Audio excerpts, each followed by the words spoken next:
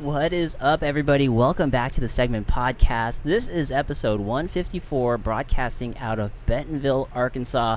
I'm out here in the studio, literally at Kohler Preserve, and thank you so much, the Arkansas crew who helped make this possible, sharing this epic studio out here just right outside of Thunderdome.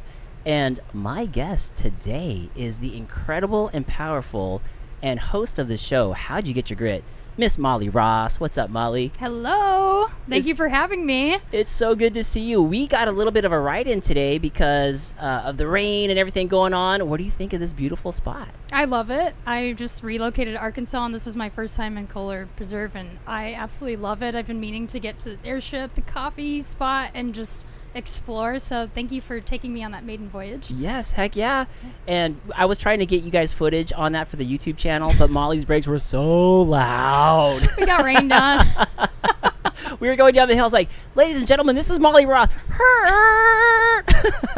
Dang.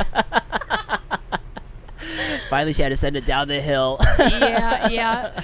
Oh, well. It's okay. We still made it work, right? We did. And Molly, you now are kind of transplanted from San Diego, our home area, and you're out here now in Arkansas. What are your thoughts so far?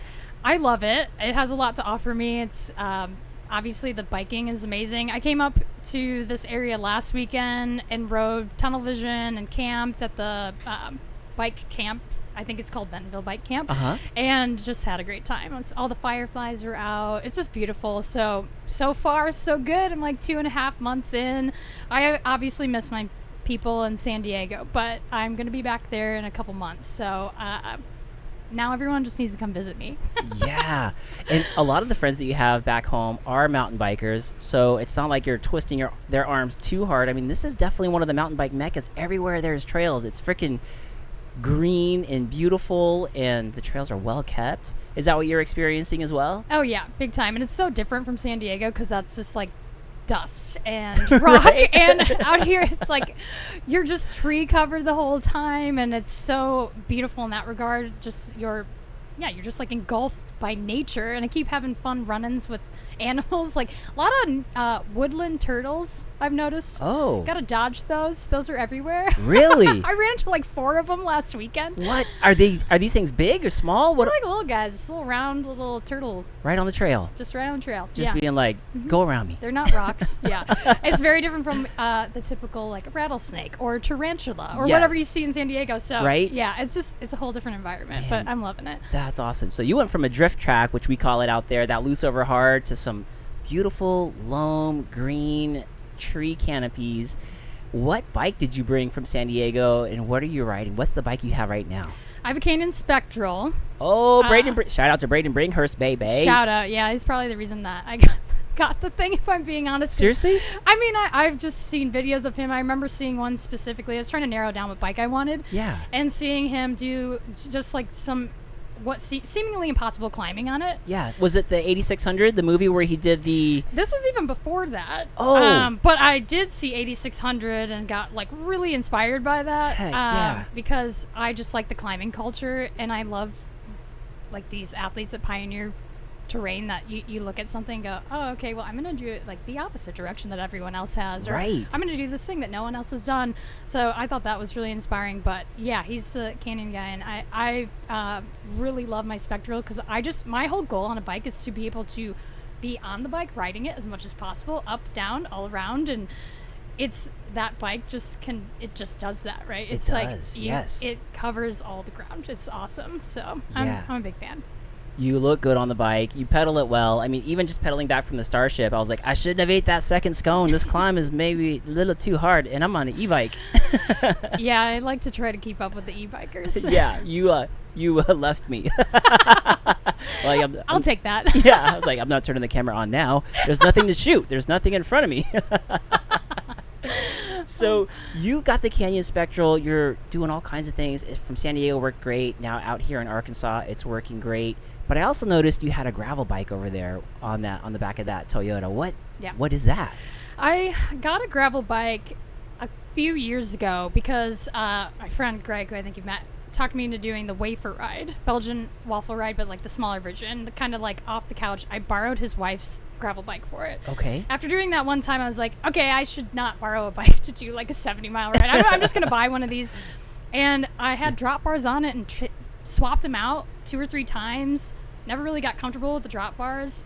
Ended up training for the Belgian waffle ride, the full ride last year. Okay. I was like, I'm getting rid of these drop bars and I'm going to put flat bars on this thing. I'm going to add a dropper post and I'm going to make this thing a bike that I can ride anything on. Like the same idea, right? Yeah. Because on gravel drop bars, I was struggling on my descents, technical descents, and I was just like, I just want to haul ass down this thing. Right. And I did that swap, and that bike is like Frankensteined out right now, but I love it. It's like, it's so dear to me. That's what I rode last weekend on Tunnel Vision, and I was like, yes, this thing, it'll take me anywhere and everywhere. Yeah. So, okay, so for the folks who don't know what the Belgian waffle ride is, explain to them what that is. So it's several locations is where they're doing it, but the one that's like home turf in San Marcos, California, was the one that I've ridden. So there's always a handful of friends that like to participate in it. So the full waffle is about 125, 130, something like that miles. Miles, not kilometers. Miles, Good yeah. Lord. And I'm around 10,000 feet. Good and Lord. Yeah, last year I was like... For one day? Yeah. Good Lord. I was like, I wonder if I could do that. And like that curiosity just like was relentless, you know, for a while. I was like, I'm going to do it. I'm going to do it. And I survived. I wouldn't say performed necessarily well, but I survived. I was like, okay, what's the next thing? You know? Yeah. But it's just a really fun event in San Diego. I'm a big fan of it. Okay, so 10,000 feet of elevation climb in a day, 120 miles, you said? 130? It's I think it was like 127 about was the last year's route. And you did a half and borrowed someone's bike, but how do you, how does, this may sound dumb to a lot of people, sorry folks, for the folks that are like, oh, of course, Mark, you train for it. But yes, the question is around training. With being busy with work and everything else, like, how do you train? What do you use to train in order to do something like that? You become a weekend warrior, I would say. I was doing a couple rides into work, but my commute into work was like insane one way. It was like 30 miles one way. So that is hard to do.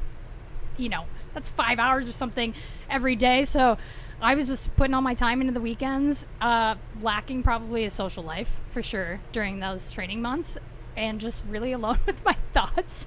But, I didn't really even know. I just kind of was like, I'm just going to ride whenever I have time. And just, that's what my time is going to be filled with. And it was enough to get me through it in time. Wow. So, yeah. So literally you was a cheek in seat and just go, go, go. Cheek and seat. Taint hardening is what I call it. Taint hardening.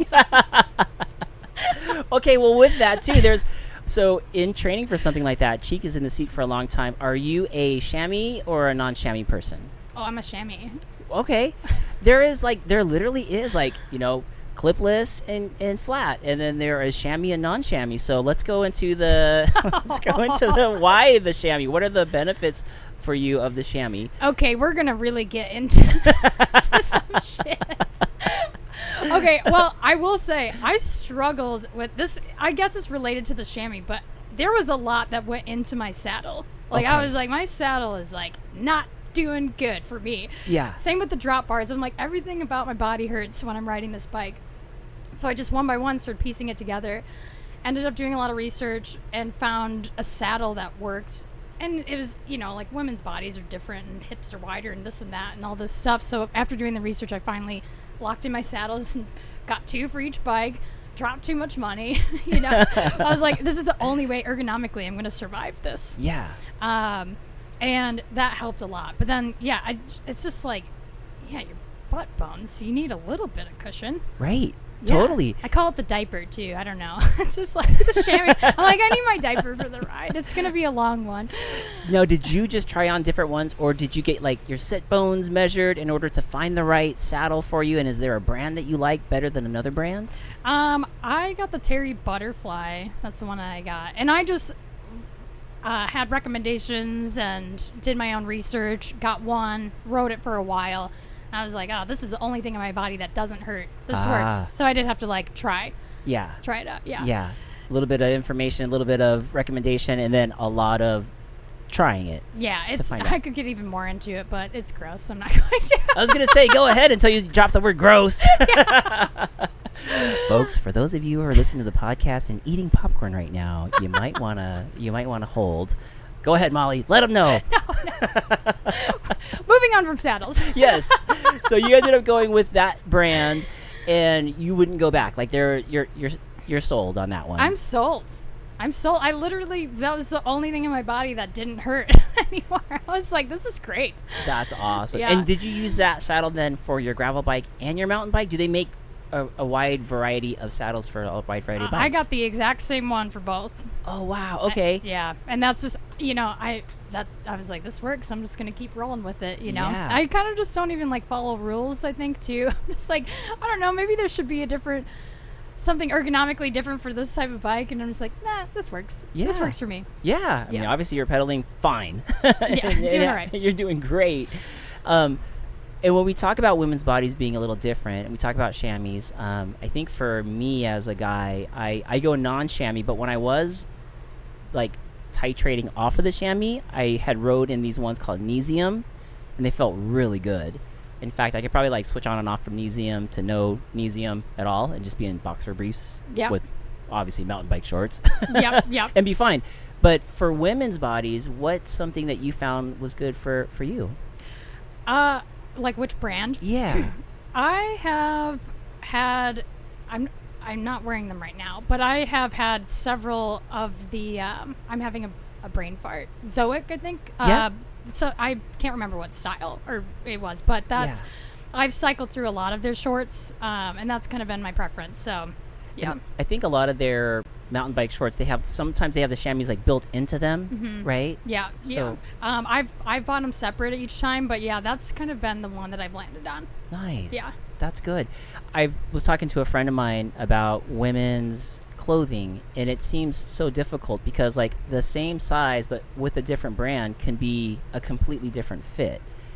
Have you found that to be the case for you too? Yeah, and then I'm like, I feel like I'm a medium, and then sometimes a large, and all those things. I'm like, I don't even know. I mean, Right. my bikes, if you even look at them, like I got a medium and a small out there right now, and everything's different, and it's just, it's a lot of like trialing. Yeah. Till you find the right thing, and then when you find the right thing, you buy the same thing over and over and burn through it and run all your hose through it and all this stuff, but you just kind of got to go through that process. Yeah, it's hard. I feel you there. It would be tough to try something new and go, I'm a schmedium, and then get it and go, why is this an extra large when I ordered schmedium? It says schmedium on it. Yeah. But if it's like too big, but when you find that one thing, you just want to run it to the ground. Do you think that there's a gap, or there could be something maybe uniform that the mountain bike companies can do for women's clothing? I really need to dive into like specific for women's clothing brands, because I know like there's Wild Ride, there's a couple out there that I haven't really Darko. tried stuff out yet. Right. Yeah. So I think there's probably people like focusing on it, right? And I just haven't dipped my toe into it yet, so I need to do that. It would be neat, and I think you're not alone, obviously. I think there's a lot of women who feel the same way.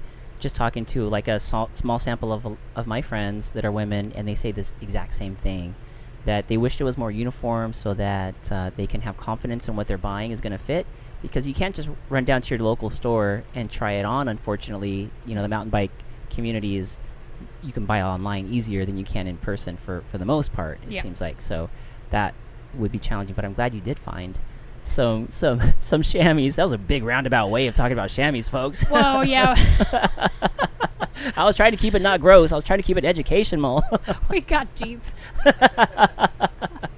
Now, when it comes to women's mountain bike clothing in general, what do you like to go to? What is your comfort, fit, vibe, color, all that stuff? I lack a lot of style and kind of don't really care. I'm like, I actually just went on a mountain bike ride with a friend who was visiting, And we were like, let's both wear gray t-shirts and see who sweats the most. And it'll be like a competition. And it's like a cotton gray t-shirt. I was like, I win. But yeah, I'm not really, I don't know. I don't have, I just kind of grab what's in the closet, and I don't really think too hard about it. Yeah. My favorite shirt to wear riding, I just like it because it's ridiculous. But it's a hand up, like the wolves. Yeah. I just like it because it's dorky. The wolves. Like, yes, this is my style. So that's the one I wear the most, probably. Sick. Yeah.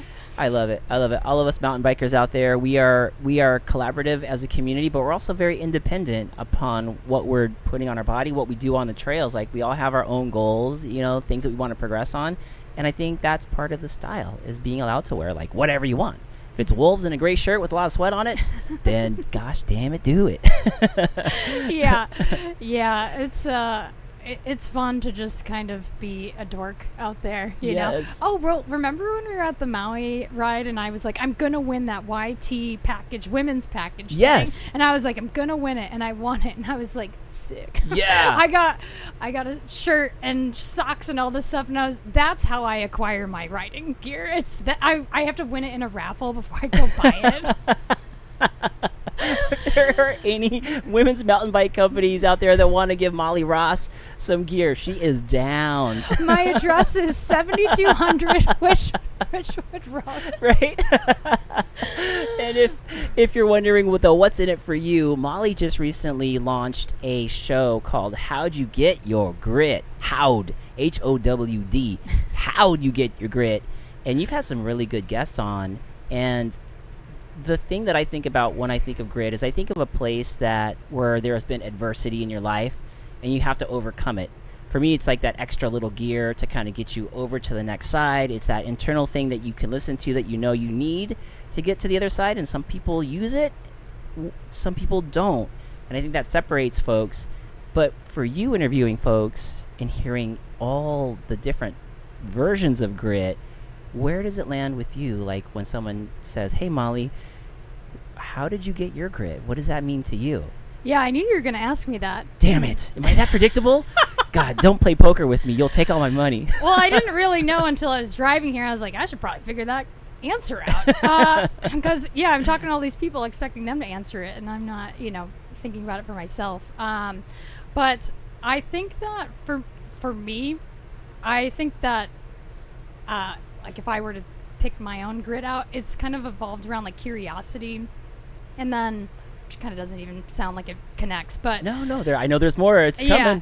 Curiosity and just like a need to achieve something. So just the times in my life where I think I've like done something successfully or reached a goal, it's like what is this about? And let's talk about like the brewing industry. I'm like, I wonder what this is like. It seems like something I'd be good at. I think I'm mechanically minded, all these things. And then I was just really curious about it, got into it, and I was like, I have to be really good at this. Yes. Like, I have to do good. Yeah. And so I think that's kind of where I see it in myself. And just find myself in moments where, I just am developing ways to navigate through things, and I like even just moving to Arkansas is like I'm so curious what life is like outside of California right now. Yeah. And I'm going to kind of uproot and go find out. That's freaking amazing. So for you, it sounds like it's some kind of intrinsic motivation that's in with you. Yeah. We talked a little bit about that earlier, because that's something that I think having intrinsic motivation, just not needing any incentive. I was trying to think of the word. Like an incentive to do good, right? Yeah, if you do good here, I will give you like $100. Like regardless of that reward thing, that's something that you just want to accomplish is what I hear you say. Yeah, and just being motivated without having to, being motivated to have your own sense of accomplishment. And I think that I have that and have had that in my career, that type of thing. And talked about Braden Bringhurst and that type of thing. And people like that have it, like the Alex Honolds of the world, and like these pioneering athletes. And it applies to all kinds of walks of life, right? But I think that is a huge grit factor, is intrinsic motivation for sure. one thing I will talk about with like the people that I've talked to so far, because I think we kind of discussed like, is there a common thread? Yeah, like everyone has their own version of it, but yeah, is there a thread that connects them all that makes sense? Yeah, and the thing that I've seen is they all have this like emotional like self-efficacy type thing where they trust themselves and their decisions, that what choices they make will support their well-being, and they follow their passions because they trust themselves type of a thing. Yeah. And a lot of people too are able to like kind of emotionally process things internally and not externally, and that's why a lot of the people have this like crazy high positive mental attitude too, and those are kind of the common threads I'm seeing. Yeah. And it's really motivational. Totally. Right? Yeah. Yeah. I could see that. I could see like it would be a person that somewhat has like their head in the clouds, so to speak, with a little bit of risk, right? They're taking a chance, but they believe in themselves, and that dream has to come from somewhere in order to move on that. And it can be risky because it may not be what the norm is saying. The norm might be saying, go to college, do this, get a job. It may not be saying, take a chance and do this first. Find out. Learn from there. Yeah, and it's being able to push out that negative feedback and just do what you know is right for you. And that's the piece that I'm getting from everybody. And I probably am running with that a little bit too hard though in my own life, but like, heck yeah, that's the thing that I wanted out of this is to feel like empowerment and like that type of thing, and that is the piece that I'm getting from it. So nice. Empowerment, grit. Yeah, I can see that, how everyone's definition of grit has the common denominator of empowerment, because a lot of those stories that you've talked to people, it was a turning point in their life. The grit wasn't actually a bad thing. It actually helped them get to the next level or figure something new about themselves. Yep. Which is really cool. Yeah. For you, when we talk about grit and we talk about things like that, was there something like that for you in your life that you maybe not have wanted the grit at the time, but you had to use it? Yeah. I definitely had a time in my life where I think I had this sort of thing develop for me. And we did kind of talk about this. I actually was trying to tie this into like your podcast and how it's ordinary to extraordinary, right? Like that's sort of the theme here, right? Yeah. You know? And kind of that like grit story for me that plays into mountain biking is like life is really ordinary for me, and then it became very extraordinary when I kind of discovered this passion of mountain biking and that type of thing. And it's kind of like a long story though. Yeah, that's fine. We got time. Get it. A Story of Grief by Molly Ross. No, I'm just kidding. We're going deep, folks. We're going into the story of grief. But don't worry, there's some grit in there that's going to get us to the other side. Yeah.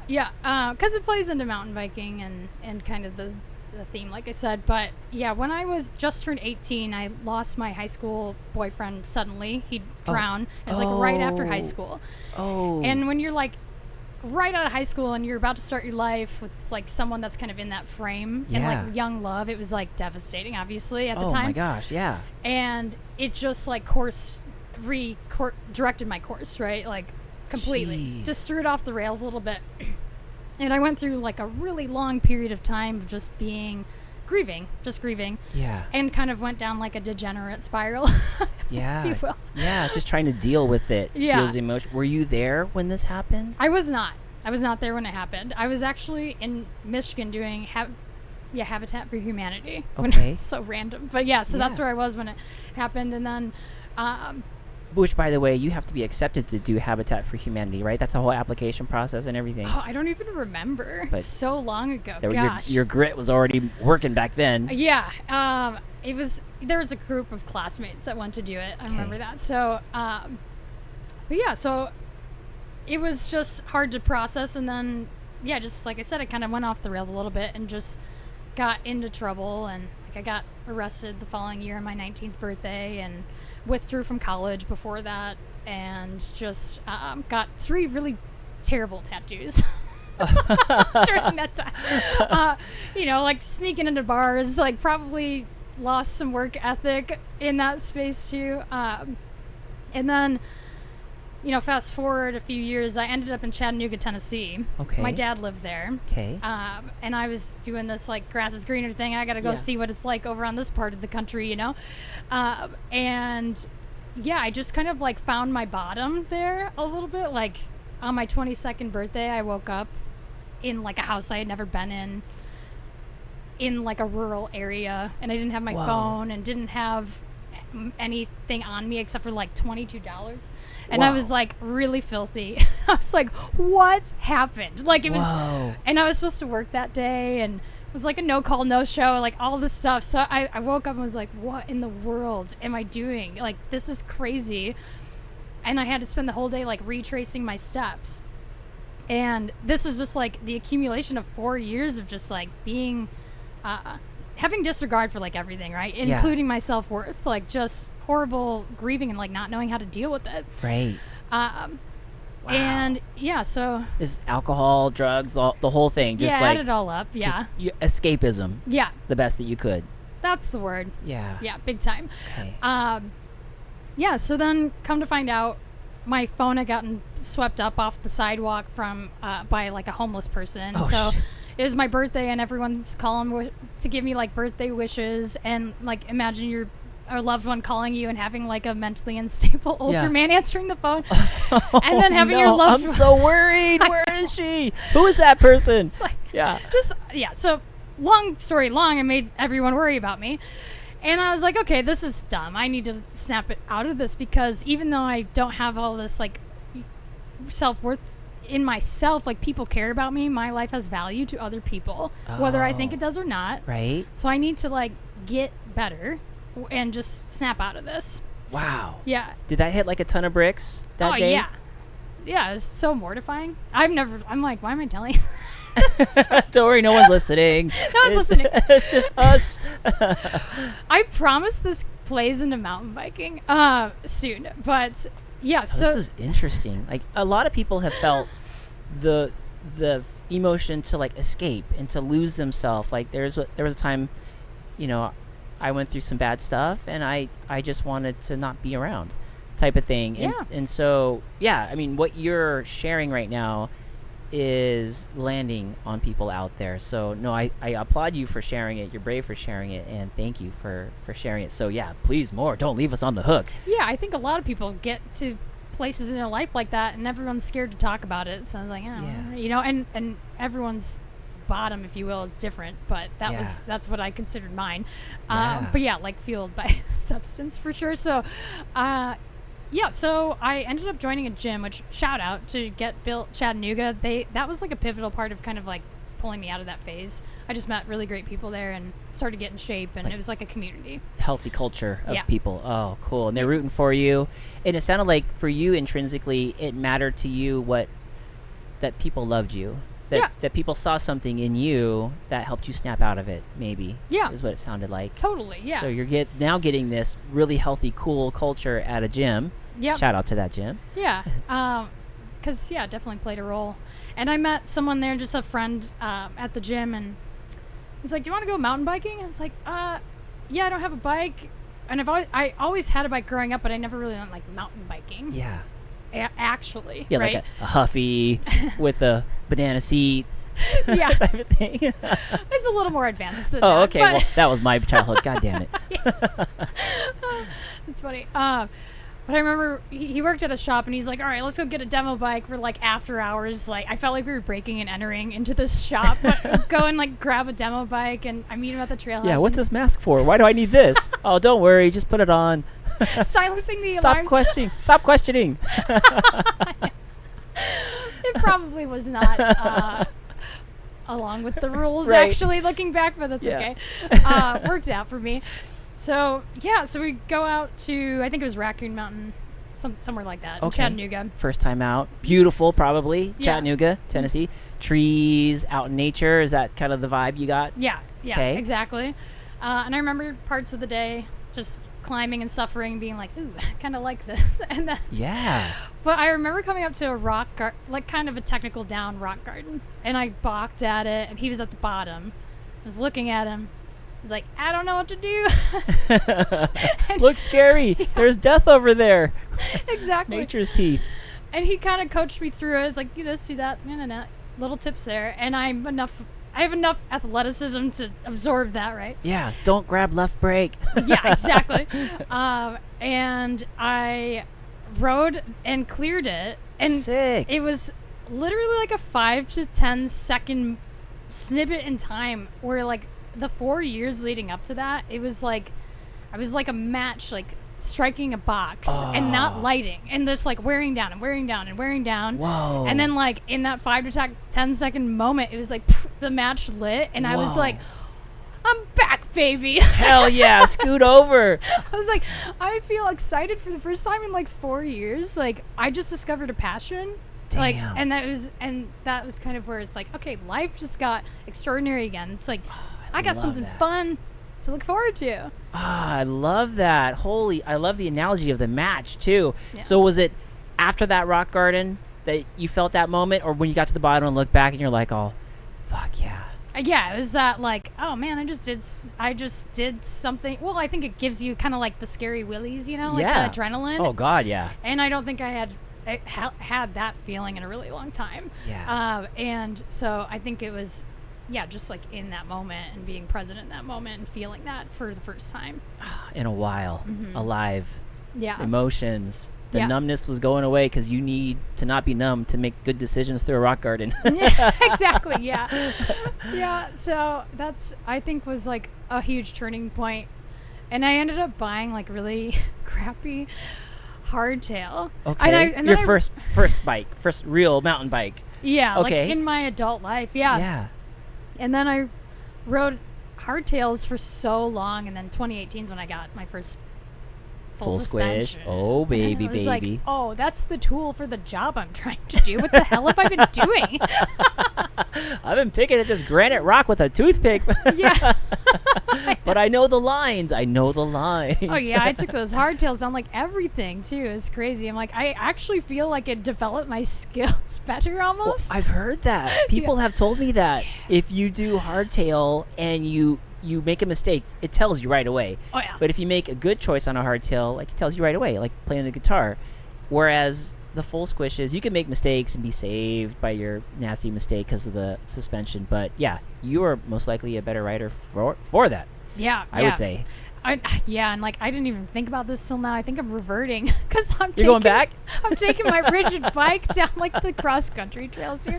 I'm like, oh shoot, I am reverting, aren't I? Oh boy. If anyone's out there and they run into Molly Ross out on the trails, follow her lines because she's got experience on picking the right lines. Yeah, it's easy to spot because I got my streamers.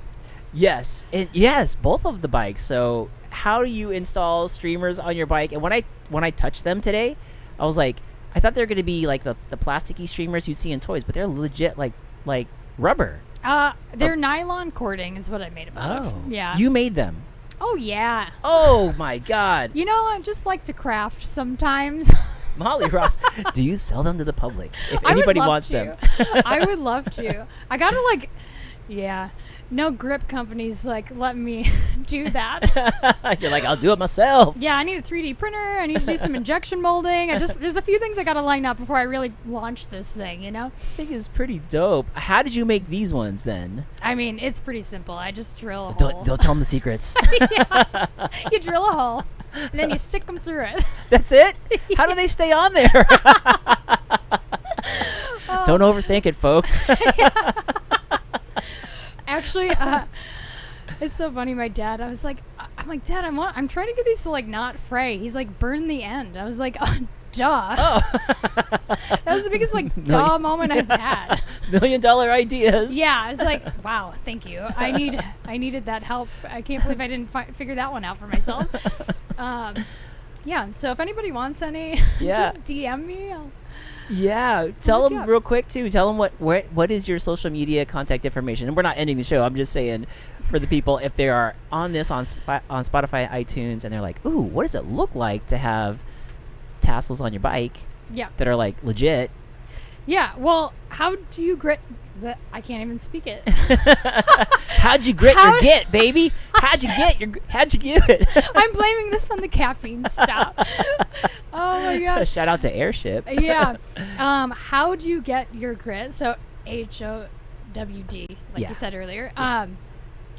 So Instagram, YouTube, Spotify, and then Molly Lynn Ross is my name, and that's my personal account where my tassels are. You'll see the tassels there. Yeah. And Molly Lynn Ross. Yeah. Okay, that's cool. I think that those are legit, because when I held your bike when you were just pumping up your tires, I was like, damn, those are for real legit. And they're not going anywhere, but they're still freely styled in the wind. Oh, yeah. You can't miss yeah. her. They're flowing. They're flowing, baby. They are flowing. Actually, I will explain why I even have those. Because maybe this is also a grit-related thing. Because when I was training for the Belgian waffle ride, God, I was... just saying that word just hurts me. Yeah, me too. No, I'm a little traumatized. No, I'm just kidding. It was Wait, fine. Seriously, though, why do they call it that? Do you actually get waffles? There's waffles there. Mm-hmm. Okay. Is it by the actual waffle people? There's not just waffles. There's Belgian waffles there. Damn, IHOP, you missed out. You missed out, IHOP. You had a chance to break into something. Yeah. But yeah, training for that, I was like, oh man, I'm spending all my weekends hours on the bike and by myself, and it was kind of getting a little wear and tear on me, more mentally. Right? And then I was like, wait, I'm doing this for fun. Like, this is a choice that I made for myself. I have to remind myself sometimes when it gets to be really hard that it's to have fun. Yeah, not a work task that you Yeah. have to complete. And that's where the streamers came from. I was like, well, now I have a visual reminder that I'm out here to have fun. Oh, that's dope. Yeah. I like that. That was where that was, bred. That's freaking cool. You have racers that put notes on their handlebars like, get it today, get some, like, take chances. Molly's got tassels, streamers. Don't forget to have fun. God damn it. And they help with aero. They help with aerodynamics? 100%. Trust me. Studied and proven? Yeah. Oh, God. I'm an expert. These are hard to get, folks. These are definitely hard to get. Just going back to that Belgian waffle ride, all these people, after 10,000 feet of elevation change in 127 miles, coming across the finish line, there better be waffles for me. God damn it. There's more beer at the end than there is waffles, Oh, I'd say. okay. That's when the party starts. That is so fun. I love that you've done all these things, and all this stuff is intrinsically motivated just from the person at the gym saying, hey, you want to jump on a bike? And then you getting that match lit to do all these things, and then now your show, How'd You Get Your Grit, but also to taking chances in life and going, I'm kind of done with my comfort zone right here in Southern California, like this beautiful place, blah, blah, blah, and going, I'm picking up and I'm going to go somewhere. And did you know it was going to be Arkansas at the time, or were you just open to just go? I was open to go. Whoa. Which was weird for a little bit there. What is the mindset there? So many people are afraid to just change anything. How did you get to the point where you're like, I'll take anything. Let's go. Yeah, I mean, I had some places in mind, I would say. But in Arkansas, I think was weirdly a place that I had thought about like a year ago. Because I was living in Big Bear about a year ago, just for the summer. And I was looking at Allied bikes, right? Because they're in Bentonville, I think. Am I right? I think that's right. I don't know. We'd have to ask the Lokes on that. Yeah, Allied bikes in Bentonville? Yes, Allied bikes. Yeah. So I discovered that. Brandon. Thank you. I discovered that last year, and I was looking into it. I was like, oh man, that's so cool. And they're just making bikes in America, and I thought that was neat. And they were located here, so it put Arkansas on my map. So, and I just wanted to get out of California and get to a place that was like financially easier. That's just more breathing room. Like, I go to a concert and it's not like nuts to butts, for example. Like, you can actually like move around at a show. Nuts to butts. I paid for this? Bro, Chacho. I am being violated. Yeah. Yay, Incubus. Who's behind me? It's just that kind of thing. I was like, wow, this is great. I have like breathing room and breathing space. But yeah, I had no idea when I left. And I actually had a job offer in Portland area. I was like, I don't want to go to another city. Like, I just want to go to, well, I'm in a city, I guess. But, not like a huge city that's expensive and all these things. I want to slow down a little bit. Maybe that's a sign of age. I don't know. No, maybe the mountain bike culture is creeping in. The space, the solidarity. Yeah, like my walkability to like bars and restaurants doesn't matter, you know, because I don't really drink that much anymore. So that's these like social things, like being able to walk to something didn't really matter. I'm like, well, I can drive anywhere. Right. And to the things I want to do socially. And yeah, all my priorities just sort of like flipped in the last year. And I was like, well, this place is wonderful. San Diego is amazing, but it's not fitting me right now. Yeah. And left without really a plan. Just had a couple job, leads I was working on, and one of them brought me here. And I was like, all right, let's check it out. I didn't see the job, didn't see the house, didn't see anything till I like got into town and went and signed my lease the next day. Whoa. Could I pause you right there real quick? Okay. So what did that feel like? Was that scary? Or were you excited to go, I don't know what it looks like, I'm just going to accept this job and I'm just going to go? I have thought about this because I think I am reverse in my brain about this because when I had that unknown, I mean, I even was talking to my parents or somebody about this recently, that unknown feeling on the road and just kind of was way more easier for me to deal with. Okay, yeah. Than being like in a lease, in a job, and all these things. I'm like, trapped. This is stressing me out. Yeah. So there's that. That's something I gotta like probably go to therapy and figure out. Well, no, I think a lot of people must feel that way. That's why I was thinking we should unpack that, because there are probably a lot of people that are there, but they're afraid to go. And with our mentality on mountain bikes, we run into that a lot. We're afraid of the feature, and some of us go. And then when we do it, we're like, I could have done that weeks ago. Mm-hmm. And there are people that still haven't done it yet, but they've got the skill set for it. So for you, it sounded scary, but you went. Mm-hmm. Yeah. And it wasn't that bad. You were ready. It must have been, you think you would have been able to do it the year before? I think I wanted to. Yeah, I probably wanted to. But yeah, there's like fears that hold you back, right? Yeah. And I did think about it for a long time. And when that decision was made in my head, I mean, it was like the second I made that decision, I was like, I quit. Like, I gotta go. It was just, but the mulling back and forth did take some time. It wasn't like an immediate thing. So I also think that's important to know, like things that may have looked really impulsive that I do in my life. It's like I actually usually think about it for like a year or two. Okay. Before, and then finally just get the courage to do it. So they're calculated risks. Yeah, there you go. Okay. Which is how I'm on the bike too. A very calculated risk. Yeah, smart. Must have meant you've been bit before. Yeah, I got bit real hard like last October, and I'm still trying to shake the fear off. What is it what happened? Just like, went over the bars really hard when I was at Big Bear. And I was having like a really bad day leading up to it, and I just should have just thrown the towel in on it. Snow Summit or Summit, yeah. Which trail system were you? I was on Miracle Mile. I was gonna say Miracle Mile. Yeah. Okay. Well, yeah. So there's some tech, a lot of tech in Miracle Mile. Which I've ridden that thing so much. I actually that's my favorite trail there because I just like the natural trails better than, I'm not like, woo, jumps. I'm like, no, not. High speed jump at Mach 10. No. That's not really what I'm going there for, but. Yeah. Was it the upper part of Miracle Mile or the second half? The second half. Okay. And it was just like a paver jump. And I like hit it so weird and was just not even paying attention to what I was doing. But my front wheel, like, there was like a fraction of a second where I was like, I'm gonna make it. It's gonna be okay. And I was like, it's not gonna be okay. Oh no, the front wheel's jackknifing. Shit. I just launched myself, but it was just a rough day because I was there by myself and a couple guys. I was okay. I didn't like break anything, but I definitely like rattled my head around a bit. Got it. And ripped my brake lines out. Oh, damn. So I was like, can you just make sure no one runs over me while I try to get down the mountain? Right? There's all this oil spilling everywhere. Yeah. It's like, I can't stop. But, yeah, it's just, I talked to Mike Bush about that, too. I was like, MTB how do you Kook. Shout out to Mike, MTB Kook. MTB Kook, he's my friend. That boy rips. Yeah. That boy good. He's great. He's great.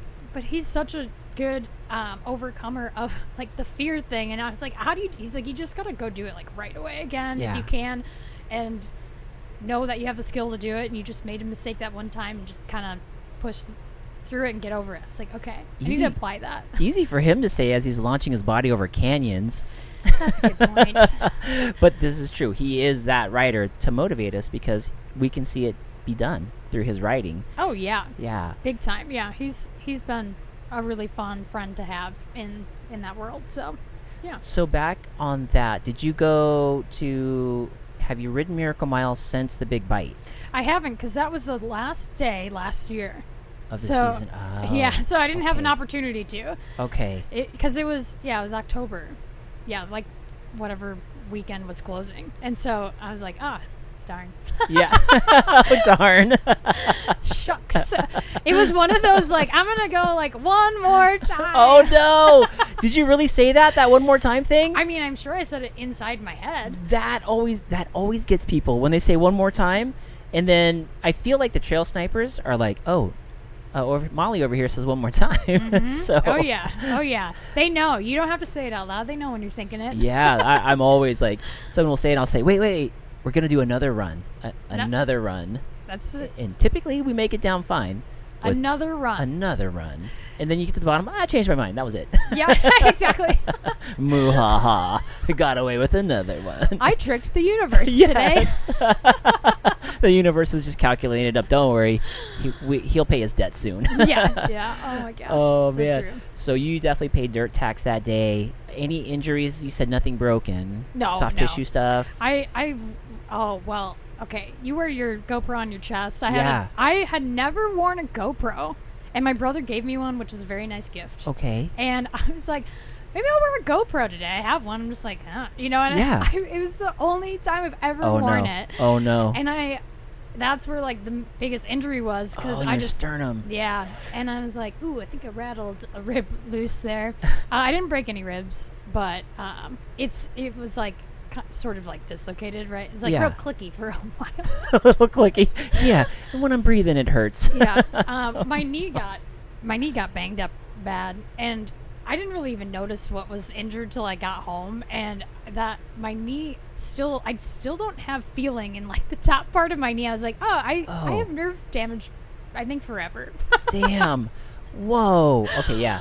So yeah, for all of us who've been out there and gone over the bars, that sucks. Well, yeah, and also, man, I'm gonna wear pants every time I ride Park. on park. Yeah. Forever now. Totally. Because I had knee pads on, but that shit don't matter. Right? Go slide like that. Yeah. Yeah. Yeah. Heck yeah. It takes a while to stop sometimes, and all those rocks that are just waiting to like chew you up, little piranhas, man. Mm-hmm. They take bites out of you when you're rolling and sliding. Yeah. Ugh. Do you have any injuries? What's going on? Yeah. This isn't all about me. No, I do. I have injuries. Let's see, Christmas last year, or was it 2022? I just found out my wife asked for a divorce, so I was like in a funky headspace. I'm like, I need to go for a ride and get some crank therapy. And as I was pedaling, my front tire washed out and my ribs kissed the ground. And my ribs were like, oh, you need to chill, bro. So I think they were super bruised, maybe broken, but I knew there wasn't anything I can do. And then my left hand, I was doing the Velocity races, and I went down in the rock garden, put my hand out, and just mangled my fingers in the rock garden. And the sports medicine doctor was basically like, you got basketball jammed fingers, and they may never be the same. So my thumb, I can't like straighten it all the way, and it's always a little fatter than my other one. See? Oh, yeah. It's like crooked. So when I give a guy. thumbs up, I'm like, yay! Everyone's like, what's wrong with that What's wrong with thing? that thumb, Mr. Alien Man?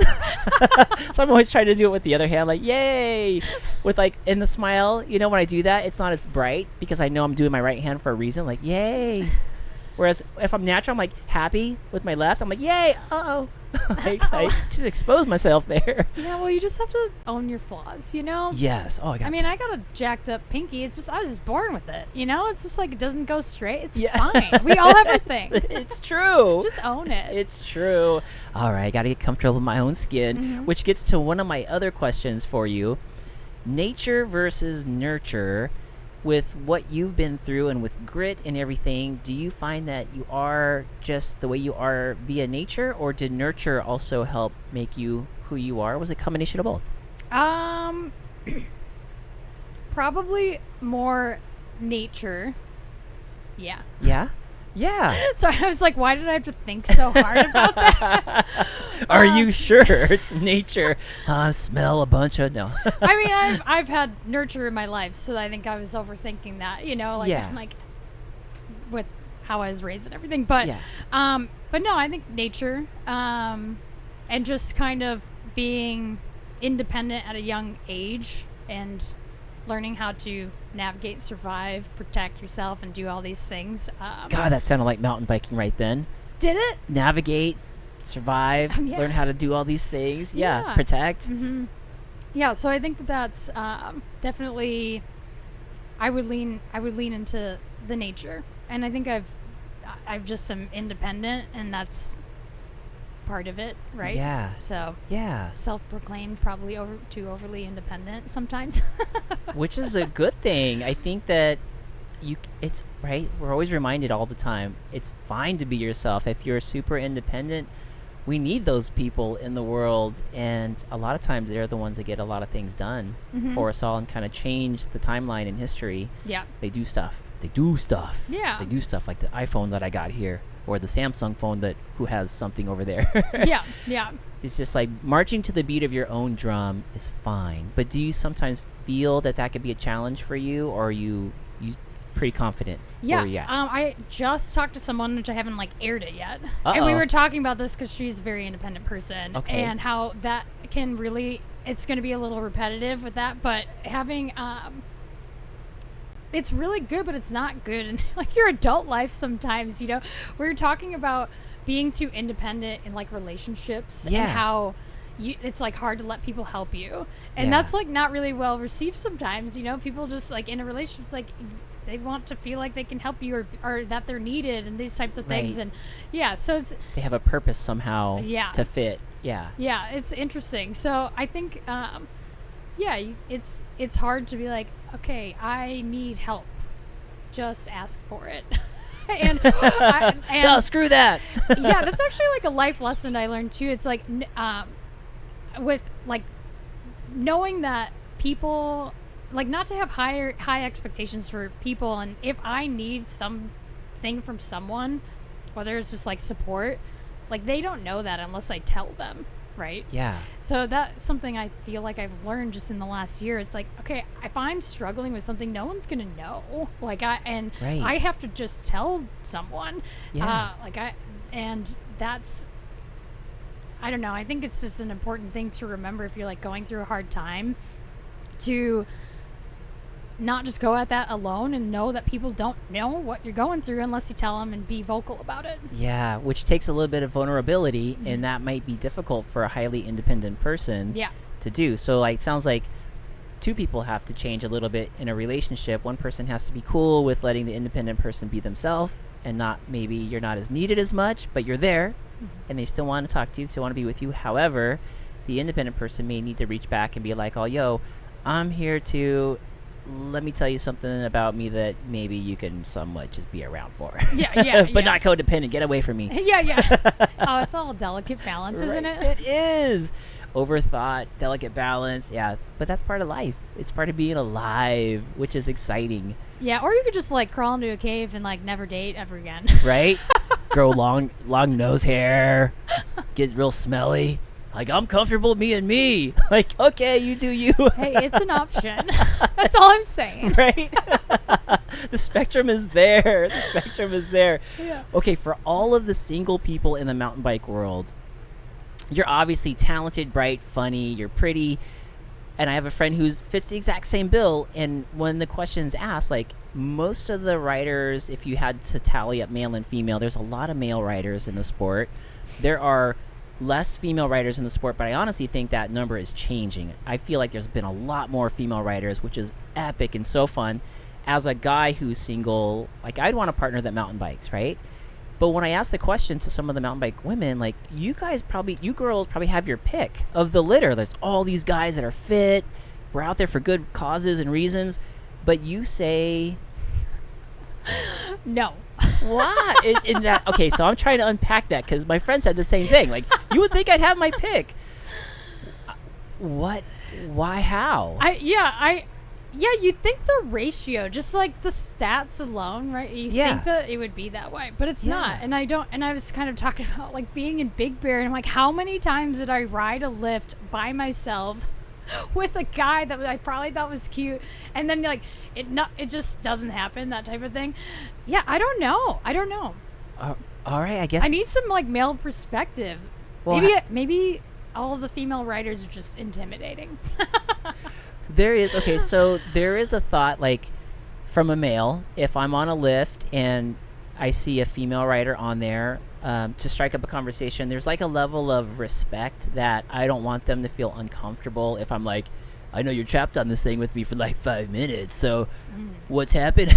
Like, I get it. I don't want to be creeper, but at the same time, you want to talk to them just like a regular person, and maybe something kicks off. That's cool. And maybe you're out there doing your thing and you're not even thinking about meeting a girl. I don't know. You know honestly. what? I think this is it. Okay, all the guys out there on their mountain bikes, Uh-oh. if you see a cute girl, shoot your freaking shot, man. Yeah? You guys, you have permission. You heard that from the mighty, I can't even talk right now, Molly Ross. Yeah, shoot your shot. Come on, people. Yeah. Get it together. Save humanity, folks. Get together with your mountain bike hottie girl. It's okay. So if a guy shoots a shot and you're out there and now you're riding the same trail, maybe the guy's feeling uncomfortable, how would you politely let them know you're not interested? Oh, boy. Okay. Does that get awkward then? This is backfiring. No, I think that just being direct with someone is fine, Like, put your earbuds in and pretend they didn't talk? No, just be like, just be direct, and it's like, okay, thanks, but, I am not interested. I mean, however you say it, just direct communication. People need to be more direct. No more pussyfooting around. Just communicate. Shoot the shot, and if it doesn't go in, that doesn't go in. Yeah, like, know that also, like, you might be rejected, and that's okay too. Right. Like, that's it's part of life. Yeah, like, you're never gonna know anything until you take a risk. True. God, getting back to grit again, Molly. Man, this microphone is giving me so much power. Yes, tell them, preach it. Oh my gosh. Speaking of things that'll give you power, let me go ahead and offer you, since the show is sponsored by two companies that really came to town, like literally came to town. We got Mother Earth Brew Company. Sitting in front of Molly Ross is some Cali cream, and if you haven't had a chance, check that out. It's delicious, infused with some vanilla. Mm-hmm. And I know it's a little early in the morning, but that is yours to have. Yeah. I know you're driving allegedly later, but hey, get it when you get into your next destination. Allegedly. I don't know. I got a bed in the truck. I may never leave. And thank you so much to Spy Optics Sunglasses. Molly, we have some monolith sunglasses on the table right now, and I think we had talked about colors, so let's go ahead. Here's a sick monolith neon yellow. Pop those open and see what you think. Give it to me. I'm a spy girl, so I'm pretty stoked. Yes. Yay. Let's see. She is unwrapping them right now. Whoa, these are monolith. They are. Oh baby. Hold on. Let's see these bad boys. She's doing the. What color are those lenses? Whoa! Whoa! Put those on. Holy! Oh, damn! Look at the monitor. Look at that. Hey! I just got so much cooler instantly. You did. Those are sick. Guys, I'm fast too. I can tell. Gosh. I haven't tested this out, but I can tell I'm faster. Yeah. You look faster. I can't even see you. Jeez, where'd you go? Oh, I love them. Oh, sweet. Those are yours to have. Molly Ross, thank you so much for jumping on the Segment Podcast out here in Bentonville. You are amazing. Tell the folks again a little bit about your show and where they could subscribe. Yes. How'd You Get Your Grit is the name of the show. YouTube and Spotify right now. I'm an amateur. I started this like a month and a half ago, and I'm loving every second of it though, so I appreciate the support. I can't wait to put more time and energy into it and keep the ball rolling. It really like jazzes me up every time I talk to someone. I love people opening up, being vulnerable, and all that good stuff. So yeah, check it out there. I got Instagram, How'd You Get Your Grit, as well. So yeah, hit me up. Nice. Give her a follow. And Marco's on. So yes. Forget that. I'm on that episode. If you want to see, actually on that episode with Molly Ross and I opened up and talked about being a shy kid growing up and being an introvert. and later on in life becoming somewhat of an extrovert, but I do burn energy faster as an extrovert. So there comes a point in the night where I just do they call it Irish goodbye still? Can you say that out loud? Yeah, I like the Midwest goodbye. The Midwest? It's where you slap your hands on your thighs and then you go, well, best be going. It's my favorite. It's more than the Irish goodbye, but you can do your own thing. I might take that. So slap the hands on the waist, on the... Yeah. Yep. Well, do I have to sound like that? Yeah. All right, I'm going to try it. Here we go, folks. Well... Okay, I'll try one more time. Take 2. Well, best be going. Yeah, nailed it. I nailed it. Oh man, I can't wait to do that. I'm gonna do that at the white tea party tonight. Oh yeah, yeah. That's how you got. That's when you gotta pull the ripcord. Yeah. Midwest goodbye. Midwest goodbye. Yeah. Yeah, I definitely need that. So yeah, I opened up a little bit about that as a kid growing up, being shy. A little bit about asthma as well. Check it out. That's on Molly's podcast. Give her a subscribe. Give her a follow on Instagram. This girl's going to be a powerhouse. Molly, keep that match lit, and I can't wait to see what you do. Oh, the match is a friggin' flaming torch right now. Hell yeah. Hell yeah. A building is on fire. I love it. Yeah. I love it. Thank you all so much for tuning in. This is episode 154 with the incredible Molly Ross out here in Bentonville, Arkansas. And we'll see you guys on the next one. See ya. Thank you. Yo.